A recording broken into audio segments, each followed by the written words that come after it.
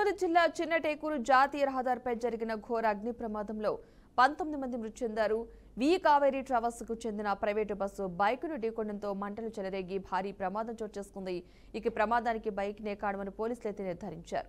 ప్రమాదం జరిగిన అరగంట ముందు సీసీ ఫుటేజ్ లో బైక్ పై ప్రయాణించిన యువకుడు కనిపించినట్లుగా గుర్తించారు. ఆ యువకుడు మద్యం సేవించి తన స్నేహితులతో కలిసి పెట్రోల్ బంక్ వద్ద పెట్రోల్ కొట్టించుకునేందుకు వచ్చిన దృశ్యాలు సీసీ కెమెరాలో రికార్డ్ అయ్యాయి. అనంతరం అదే బైక్ నే బస్సు ఢీకొనడం వల్లే మంటలు చెలరేగినట్లుగా అధికారులు వెల్లడించారు. ఇక ఈ ప్రమాదంపై దర్యాప్తు కొనసాగిస్తున్నట్లు పోలీసులు తెలిపారు.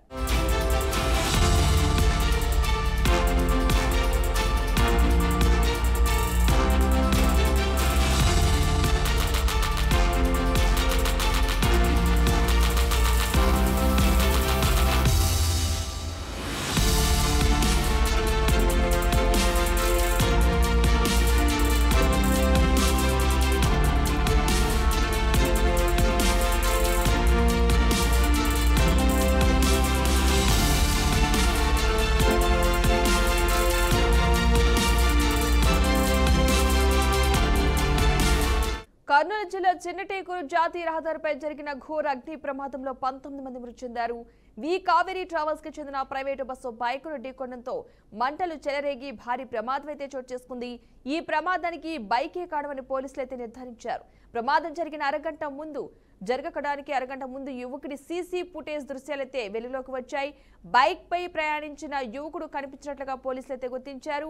ఆ యువకుడు మద్యం సేవించి తన స్నేహితులతో కలిసి పెట్రోల్ బంక్ వద్ద పెట్రోల్ కొట్టించుకునేందుకు వచ్చిన దృశ్యాలు సీసీ కెమెరాలో అయితే రికార్డ్ అయ్యాయి. ఇక అనంతరం అదే బైక్ ని బస్సు ఢీకొనడం వల్లే మంటలు చెలరేగినట్లుగా అధికారులు వెల్లడించారు. ఇక ఈ ప్రమాదంపై దర్యాప్తు కొనసాగిస్తున్నట్లుగా పోలీసులు తెలిపారు.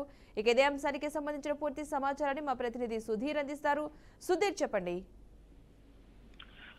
పద్మ, ఏదైతే నిన్న వేకువజామున కర్నూలు జిల్లా ఈ యొక్క చిన్నటేకూరు జాతీయ రహదారిపై జరిగినటువంటి భారీ అగ్ని ప్రమాదంలో 20 మంది ప్రాణాలు కోల్పోయినటువంటి అంశాలు మనం చూసాము. అయితే ఈ యొక్క ప్రమాదానికి గల కారణం ఏంటంటే బైకుని ఈ యొక్క ప్రైవేట్ ట్రావెల్స్ వి కావేరీ బస్సు వచ్చి ఢీకొనడంతో ఒక్కసారిగా ముందు భాగాన ఇరుక్కుపోయినటువంటి బైక్ పెట్రోల్ ట్యాంక్ ఓపెన్ అయ్యి పెట్రోల్ అంతా లీక్ అయ్యి ఈ యొక్క రాపిడికి నిప్పంటుకుని అగ్ని ప్రమాదానికి కారణం అని కూడా పోలీసుల దర్యాప్తులో తేలినటువంటి విషయమే. అయితే ఈ యొక్క బైక్ నిన్న మధ్యాహ్నం వరకు కూడా సంబంధిత యువకుడు ఎవరనేటువంటి కోణంలో ఎతుకుతున్నప్పటికీ పోలీసులకు యువకుడు డెడ్ బాడీ అతను పోస్ట్ మార్టం తరలించారు. అతను ఈ యొక్క ప్రమాదం జరిగినటువంటి ప్రదేశం నుంచి ఒక 3 కిలోమీటర్ ఒక గ్రామానికి చెందినటువంటి యువకుడు క్వారీలో పనిచేస్తుంటాడు. అయితే విధి నిర్వహణలో భాగంగా ఆ రోజు రాత్రి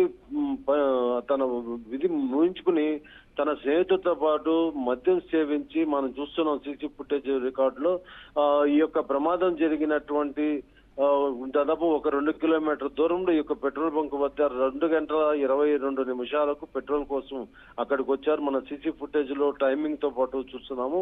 కరెక్ట్ గా 3 గంటలకు ఈ యొక్క పెద్ద ప్రమాదం జరిగినటువంటి దృశ్యాలు మనం చూస్తున్నాము. అంటే అరగంట ముందు ఈ యొక్క పెట్రోల్ బంక్ వద్దకు మద్యం సేవించి తన స్నేహితుడు మొదట బైక్ డ్రైవ్ చేస్తున్నాడు. అక్కడ ఎవరు పెట్రోల్ పట్టేవాళ్ళు లేకుండా కేకలు కూడా వేశారు. వేసిన తర్వాత స్టాండ్ వేసి బండిని తిప్పడము, అలాగే కొద్ది దూరం ముందుకెళ్లేటప్పుడు బైక్ కూడా స్లిప్ అయ్యి, అంటే ఓవర్ గా డ్రింక్ చేయడంతో బైక్ స్లిప్ అయ్యే పరిస్థితి కూడా అక్కడ మన దృశ్యాలు చూస్తున్నాం. అయితే బైక్ నడిపేటప్పుడు ఉన్నటువంటి స్నేహితుడు తర్వాత కనపడకుండా ఎవరైతే ఈ బైక్ కు సంబంధించినటువంటి శివశంకర్ ఉన్నాడు, మృతుడున్నాడు, ఇతను ఈ రోడ్డు దాటేటప్పుడు ఒక్కసారిగా కనీసం బస్సు వస్తుందని చూసుకోకుండా దాటేటువంటి పరిస్థితుల్లోనే ఈ ప్రమాదం జరిగిందని కూడా స్పష్టమవుతుంది. ఎందుకంటే మద్యం సేవించినటువంటి వారు ఈ పెట్రోల్ బంక్ వద్దనే వాహనాన్ని కరెక్ట్ గా నడపకుండా ఉన్నటువంటి పరిస్థితిలో ఉన్నారు. అయితే అరగంట తర్వాత ఘటనా స్థలం వద్ద చూసుకున్నట్టయితే ఒక డివైడర్ కటింగ్ ఉంది, రోడ్డు యూటర్న్ చేసుకునేటువంటి కటింగ్ లాగా ఉంది. ఆ కటింగ్ వద్ద ఎప్పుడైతే ఇతను తిరగాలనుకున్నాడో బస్సు అతి వేగంగా రావడం, ఒక్కసారిగా బస్సును చూసుకోకుండా బైక్ నడపడంతోనే ఈ ప్రమాదం జరిగింది. దాదాపు ఢీకొన్న, ఎందుకంటే నిన్న బీఆర్కే న్యూస్ ఎక్స్క్లూజివ్ గా కొన్ని విజువల్స్ చూపించాము. బైకు అతను మృతుడి చెప్పులు ఉన్న ప్రదేశం నుంచి దాదాపు 100 మీటర్ల వరకు కనీసం ఒక చిన్న గుర్ర కూడా రోడ్డు పైన లేకుండా ఉన్న పరిస్థితి ఉంది. తర్వాత అక్కడ నుంచి బైక్ లాక్కెళ్ళినటువంటి ఈ రోడ్డు పైన మరకలన్నీ కూడా మనం చూసాము. దాదాపు 1/2 కిలోమీటర్ వరకు బైక్ ను అతి వేగంగా వచ్చినటువంటి బస్సు ఢీకొని లాక్కెళ్ళినటువంటి దృశ్యాలు చూసాము.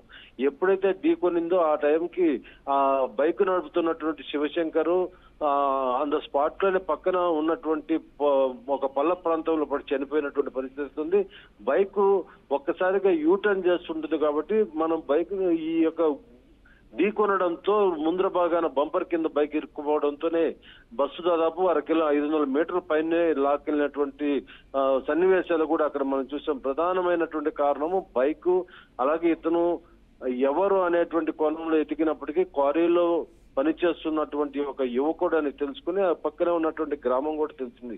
అయితే అతను ఎందుకు ఆ టైంలో విధి నిర్వహణలో నుంచి ఇంటికి వెళ్తున్నాడు అనేటువంటి వాదనలు నిన్నటి వరకు తెలిసినటువంటి అంశాలు మనకి తీసుకున్నట్టయితే సీసీ ఫుటేజ్ లో ఒక క్లారిటీగా ఉంది. ఫుల్గా మద్యం సేవించి బైక్ కనీసం నడిపేటువంటి స్థితిలో లేకుండా తన స్నేహితుడితో పాటు వచ్చినటువంటి శివశంకర్ తన స్నేహితుని డ్రాప్ చేసి అతను ఒకడే వెళ్ళాడా అనేటువంటి కోణంలో తెలియాల్సింది. మొత్తం మీద బైక్ మీద ఒకడు వెళ్తున్నప్పుడే ఈ యొక్క ప్రమాదం జరిగింది. బాడీ కూడా పోలీసుకి లభ్యమయ్యి దాన్ని పోస్ట్ మార్టం నిమిత్తము కర్నూలు ప్రభుత్వానికి తరలించి వాళ్ళ కుటుంబ సభ్యులు కూడా వచ్చి బాడీని తీసుకెళ్లేటువంటి పరిస్థితి ఉంది. కేవలము నిర్లక్ష్యము, అతిగా మద్యం సేవించడము, రోడ్డు కనీసం దాటేటప్పుడు వెనుక భాగాన అతి వేగంగా వస్తున్నటువంటి బస్సుని అబ్జర్వ్ చేయకుండా పోవడానికి గల కారణమే ఇది ప్రధానమని చెప్పి మనకు సీసీ ఫుటేజ్ లో అర్థమవుతుంది తప్ప. Right, thank you Sudheer.